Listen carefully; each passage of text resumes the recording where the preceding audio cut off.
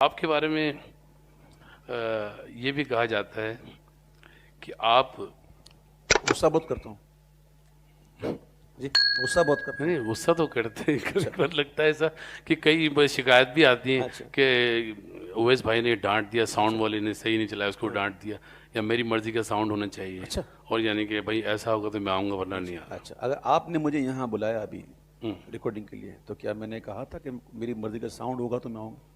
بلکہ آپ نے تو کہا کہ میں نے تو نہیں کہا. ہیں جی. اصل میں ہوتا یہ ہے کہ اس کو سمجھنے کی ضرورت ہے. واللہ باللہ تاللہ للہ واہ واہ.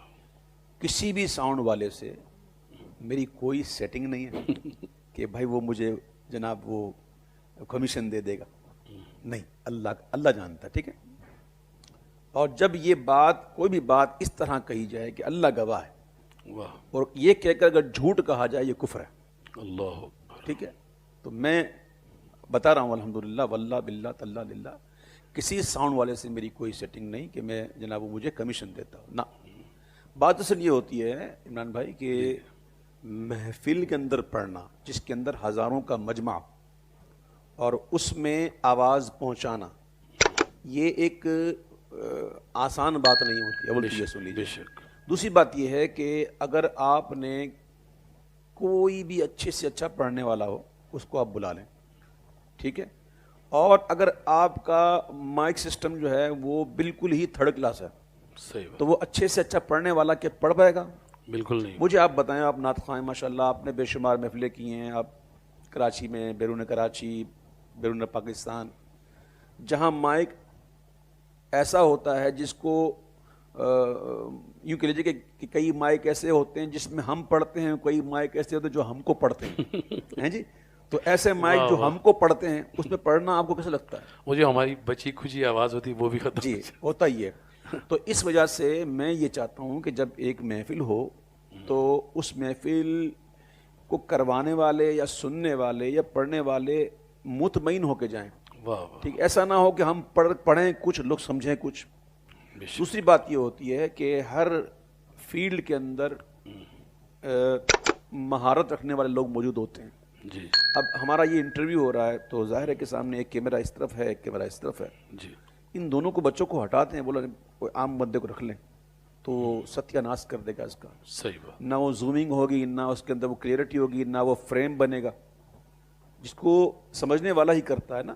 اس طرح آپ نے یہ ساؤنڈ لگایا ہے تو ساؤنڈ کنٹرول والا بیٹھا ہوا ہے، اس کو معلوم ہے ساؤنڈ کنٹرول کیسے کرتے ہیں. اناڑی کے ہاتھ میں نہیں ہو سکتا. ایک بندہ ہے اس نے جو جہاز خرید لیا جی. اور جناب پیسے بھی ہیں، سب کچھ ہے، جہاز خرید لیا، اب چلانے نہیں آتا اس کو تو کیا کرے گا؟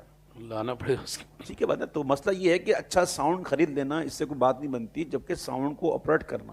واہ واہ. ایک بندہ جو پڑھ رہا ہے تو ساؤنڈ سسٹم والے کو معلوم ہونا چاہیے کہ اس بندے کی اوریجنل وائس کے اندر شارپنس کتنی ہے، اس کے اندر اس کی بیس کتنی ہے، مڈ کتنی ہے اس کی. اب اس کو کتنی مڈ درکار ہے، اس کو کتنی شارپنس درکار ہے، اس کی آواز میں بیس کتنی ہونی چاہیے. یہ ہو گیا. پھر جو اسپیکر لگتے ہیں، اسپیکر کی سیٹنگ کس طرح ہونی چاہیے. آپ کو پتا نہیں، شاید پتا نہیں ہے آپ کو کہ ہوا کے رخ پر بھی، یعنی کہ ہوا آ رہی ہے آپ کی بالکل سامنے سے اور آپ نے اس کے سامنے ہی اسپیکر رکھ دی ہے تو آپ کی آواز کے اندر وہ کوالٹی نہیں بنے گی. صحیح بات. یہ سب چیزیں ہوتی ہیں جو سمجھنی چاہیے. پھر یہ ہوتا ہے کہ نعت کا جو نعت پڑھ رہا ہے تو وہ کون سا کلام پڑھ رہا ہے، کیا وہ اس کو کھلا پڑھ رہا ہے یا بندش میں پڑھ رہا ہے. صحیح بات. اگر وہ کھلا پڑھ رہا ہے تو اس کے لیے ٹیمپو بھی اس کو اس طرح ہونا چاہیے کہ وہ کھلا پڑھ سکے. اگر وہ ٹیمپو میں پڑھ رہا ہے تو اس حساب سے اس کو ایکو ملنا چاہیے. ٹھیک ہے. تو یہ سب چیزیں ہوتی ہیں. تو کچھ ساؤنڈ والے ایسے ہیں جو یہ جانتے ہیں اور ان کو پتا ہے، اتنے عرصے سے ہمیں وہ مائک پر چلا رہے ہیں، ساؤنڈ سسٹم آپریٹ کر رہے ہیں، تو انہیں پتا ہوتا ہے کہ اب یہ نعت جو چل رہی ہے یا یہ کلام جو چل رہا ہے اس میں کون سا ٹیمپو چاہیے، ایکو کتنی ملی سیکنڈ کے بعد آنا چاہیے. تو ان کو معلوم ہوتا ہے، اس لیے ہم ان کو ریکگنائز کرتے ہیں کہ بھائی آپ ان کو لے لیجئے، یا یہ اچھا جاتا ہے، یہ اچھا لگتا ہے. بس یہ کچھ نہیں ہے. ورنہ یہ کہ نعت خوانی تو ہم نے اس وقت بھی کی تھی جب ایکو ساؤنڈ ہی نہیں تھا. واہ واہ. بے شک. ہے جی. مجھے یاد ہے میں تو بچپن میں یہ اسپیکر تو ہوتے ہی نہیں تھے، وہ ہارن ہوتے تھے اور ایک ایمپلیفائر ہوتا تھا اتنا جس کو آن کرتے تھے 1 منٹ بعد وہ گرم ہو کے آن ہوتا تھا. پھر اتنا موٹا مائک ہوتا تھا اس کے آگے رومال باندھ کر کے پڑھتے تھے. پڑھ لیتے تھے, پڑھنے کا مسئلہ نہیں ہے.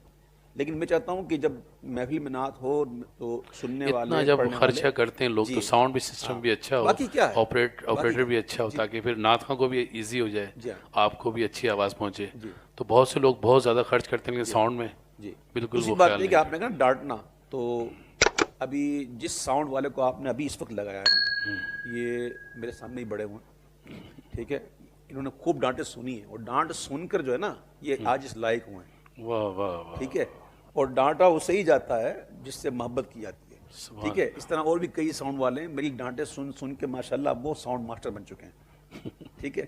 تو ڈانٹنا دو طرح کا آتا ہے, ایک تو یہ ہوتا ہے کہ بندہ کسی کو ذلیل کرے, الحمدللہ ایسی بات تو نہیں ہے. کسی کی اصلاح کے لیے کبھی کبھی انسان محبت ہوتی ہے تو ڈانٹ دیتا ہے, وہ کچھ نہیں ہے. بہرحال اب تو وہ دور چلا گیا کہ اب میں ساؤنڈ والوں کو ڈانٹوں, اب تو کافی عرصہ ہو گیا ان لوگوں کو ڈانٹ ملی ہی نہیں, پتہ نہیں اب کیسے چل رہے ہیں یہ لوگ. کہ تھوڑی ملنی چاہیے. نہیں اب تو نہیں, ضرورت نہیں نا, اب ماشاءاللہ سیکھ گئے.